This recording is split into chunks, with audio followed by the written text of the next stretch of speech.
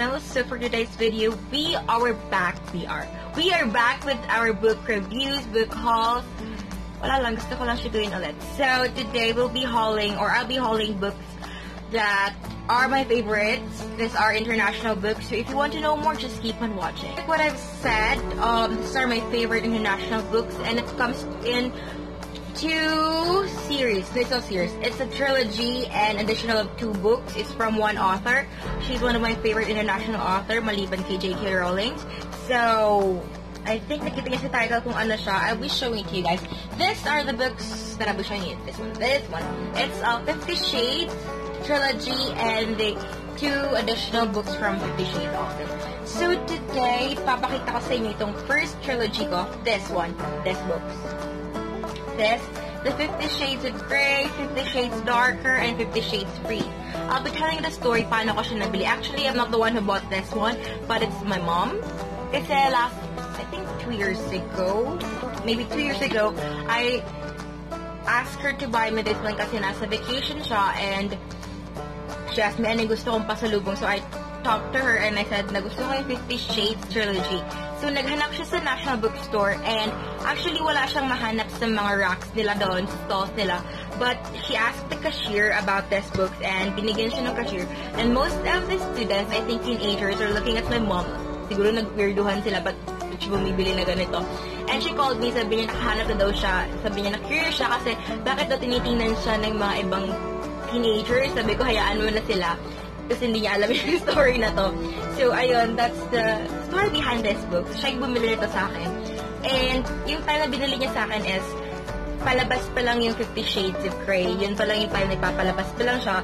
So, sobrang kinikilig talaga ako na binili sa akin to ng mom ko. And hindi niya talaga alam eh. Hindi niya pa alam kung ano yung story before naglabas yung movie. So, ayun. First, this is 50 Shades Grey. So, ito lang yung front covers. Meron siyang cover, so kinabaran ko na siya. Yung mga old books ko kasi kina-cover ko. So, ngayon, hindi ko na siya makabaran kasi sobrang dami nila and tinatamad na rin ako. So, ito lang siyang cover.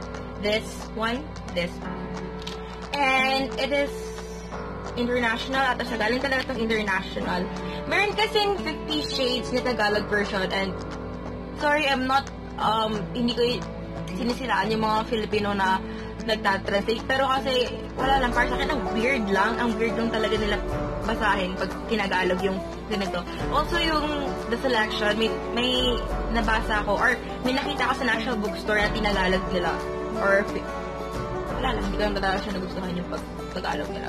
Medyo barok, parang gano'n. Sorry. So, ayun, ito siya, 50 Shades of Grey, this one. And, ito yung sa loob niya. I think, kung manabasa niya naman sa okay with dog. So this one, ito yung laman niya. And an international books kasi yung paper na ginagamit nila iba. It's different from, if I would i-compare ko itong international pages or paper na ginamit rather than sa mga Filipino self-published, I would recommend yung mga Filipino self-published kasi mas maganda yung paper na ginagamit kaysa dito. I think ito lang yung paper nila sa ibang bansa, so that's why. So this one, ito yung laman niya. If hindi niya pa nababasa 50 Shades of Grey, I think meron na kayong idea kung ano siya if napanood niyo na yung 50 Shades of Grey na movie. But I think mas precise binasa nito kasi mas maganda yung nandito sa loob. Mas detailed siya. And mas siya, you know, yung mga SEGs, ganun. Ito yung mga letters nila, emails nila, andito lahat. Wala lang, I think mas maganda yung imagination mo when it comes to reading kaysa sa movies. I think marami na nakakaisip ng ganun. So, ayun. This one, 50 Shades of Grey. The next one is 50 Shades Darker. Kung dito, nag-start pa lang maging submissive, dominant sila, Christian and Anastasia, yung kakilala nila. Here naman is when they broke up and when they meet again. And this time, si Christian yung naghabol. Siyempre, I think nagkaka-feelings na siya for Anna. So, ito yung second book, 50 Shades Darker. Here, dito na yung nag-start yung publication ng kanilang love stories when dumating yung mga old lovers ni Christian. Then, yung boss ni Anna. Then, yung si Miss Anderson. I think I forgot. Ayun, yung old lady which is the big reason why naging ganun si Christian. So, ayun, ito siya. This one, I think Yes, this one, the 50 Shades Darker. And the 50 Shades Freed here, dito na tayo sa yung nagkagulo na sila. But here, mas nag-stronger relationship nila. Mas nag-in love sila sa isa't isa. And also, kinasal na sila.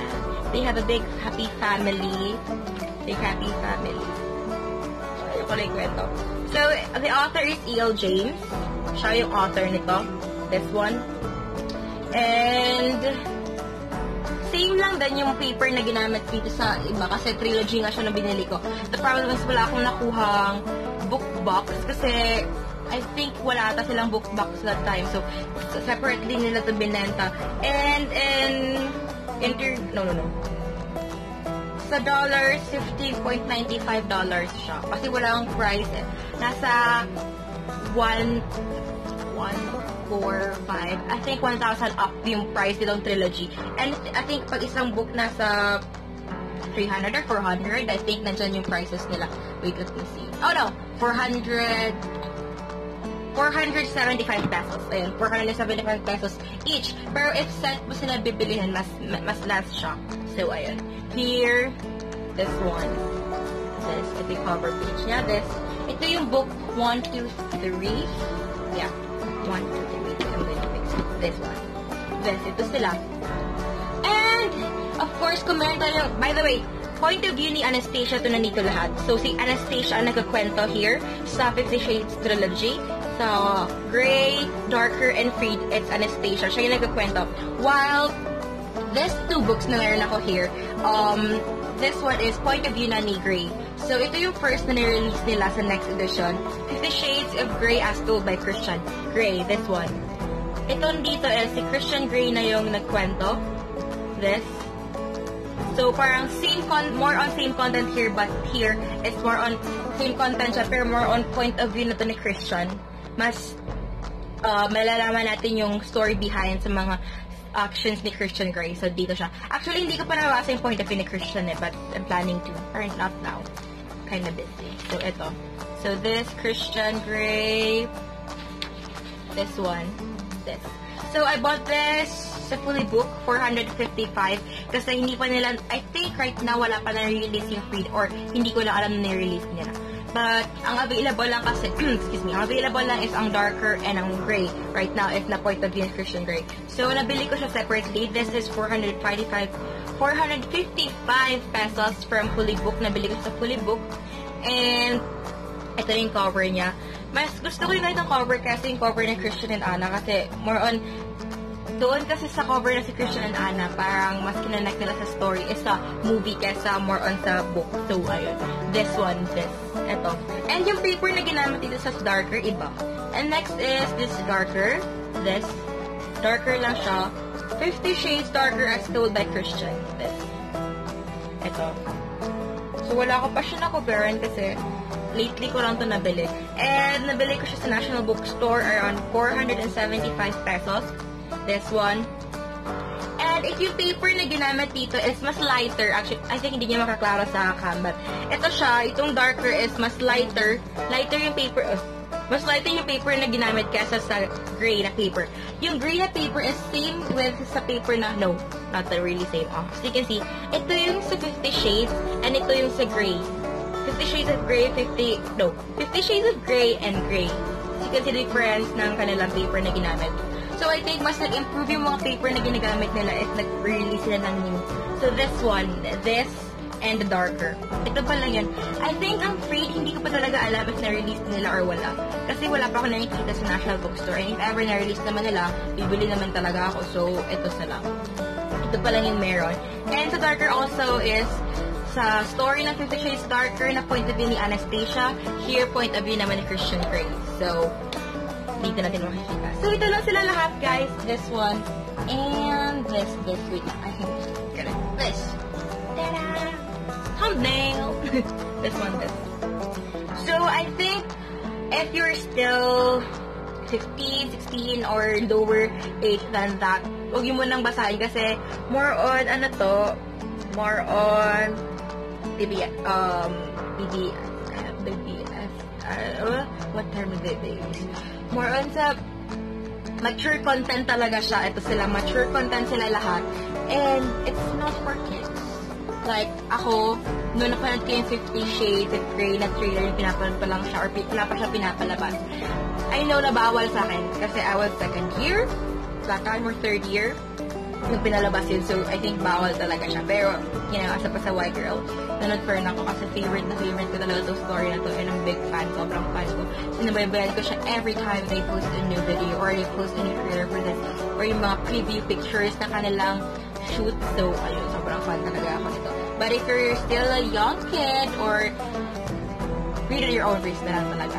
Read at your own risk. Kasi, ikaw naman, sa sarili mo naman, imaginations mo naman yung nag-work. And so, be careful na lang and think of it as a story.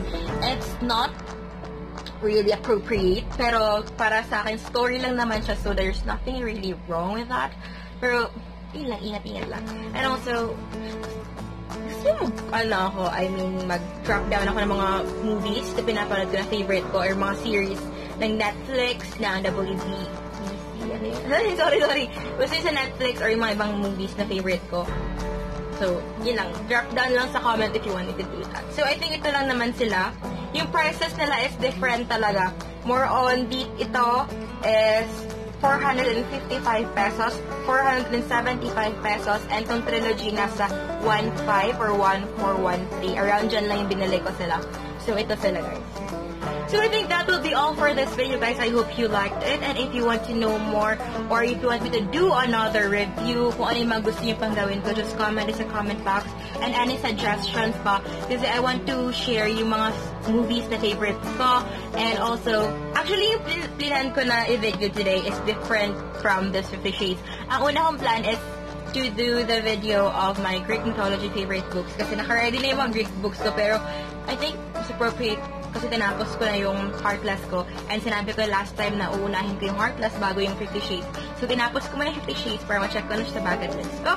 Then, I'm planning to do another video. Maybe share thoughts about my movies, favorite movies, or I'm going to do the Greek mythology books na favorite ko. So, kayong bahala ano yung gusto nyo gagawin. Kasi I'm just going to put a poll sa comment box. Mas gusto ko kasi sa comment box, madali kong makita. So, just comment dun, or apply na lang kayo dun sa comment ko. Sa pinned comment.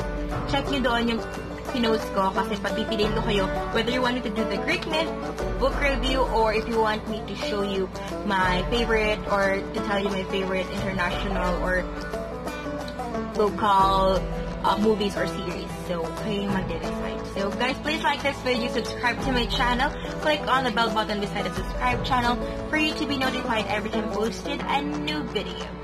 So, thank you for watching, guys, and I'll see you in my next video. Bye!